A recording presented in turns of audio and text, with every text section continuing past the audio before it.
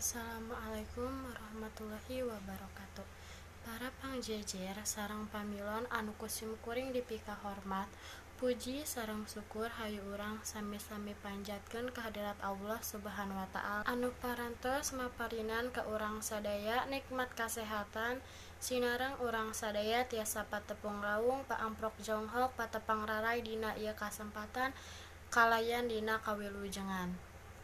Sholawat kalih kasalamatan mugia tetep dilararkeun ka junjunan urang sadaya Kanjeng Nabi Muhammad sallallahu alaihi wasallam, teu hilap ka kulawargina ka para sahabatna sareng mudah-mudahan nepi ka urang sadaya salaku umatna. Amin. Tepangkeun wasta abdi Sipanur Aropah sim kuring ngagem pancen janten panumbu catur teu hilap ngahaturkeun rewu nuhun ka para pangjejer sarta pamilon anu parantos kersa hadir dina ieu kumpulan kanggo medar sareng ngadiskusikeun ngeudaan ka pramukaan.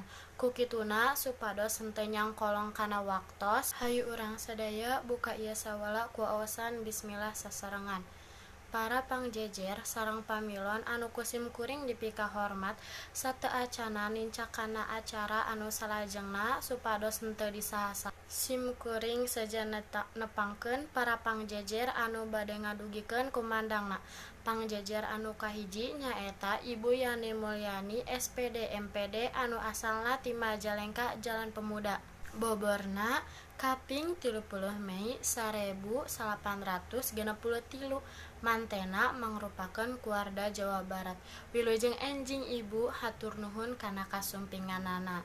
Anu kadua nyaeta Dr. Andes Nono Haryono anu asalna ti Sukahaji. Boborna kaping 15 April 1864, mantena pembina anu senior anu tangtuna parantos ngaraoskeun parobihan dina sistem kapramukaan ieu.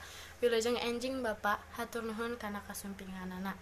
Para hadirin supados urang leuwih naleman ngeunaan jejer anu bade dibahas ku urang sadaya, hayu urang ngregepkeun kamandang ti para pangjejer. Sumangga ka Ibu Yani Mulyani SPD kangge ngadugikeun kamandangna. Hatur nuhun ka Ibu Yani Mulyani SPD MPD anu atos ngadugikeun kamandangna. Sae kacida nandupini anu didugikeunana. Alitna parantos muka pandangan urang sadaya ngeunaan ka pramukaan. Kumargi kitu hayu urang lajengkeun wae ieu sawala anu salajengna ka Bapak Dr. Andes Nono Haryono dihaturkeun kangge ngadugikeun kamandangna. Hatur nuhun ka Bapak Dr. Andes Nono Haryono anu tos ngadugikeun kamandangna. Nuturkeun mantena ayeuna kapramukaan teh ngagaduhan kaleuwihan oge kakurangan. Kulantaran waktos anu sakedik, wilujeng sim kuring bade ngawatesan kanggo pamilon anu bade tumaros ngan ukur kangge 3 urang dina ngadugikeun patarosan kedah ngacungkeun panangan, kedah nyebatkeun namina sareng tekenging gogorowokan.